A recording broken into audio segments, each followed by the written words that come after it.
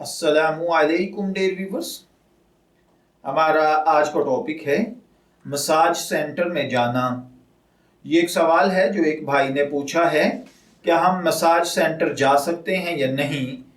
देखिए भाइयों और बहनों, अगर मसाज सेंटर में मर्दों का मसाज सिर्फ मर्द करते हों, वहाँ औरतों का इख्तलात ना होता हो, सतर को छुपाने और इसको छूने का एहतमाम न किया जाता हो, यानी नाव से लेकर घुटनों के हिस्से को न खोला जाता हो, और उसके अलावा किसी गैर शरई फेल जैसे मौसीकी वगैरह का इर्तकाब न किया जाता हो, तो ऐसे मसाज सेंटर में जाना जायज़ है।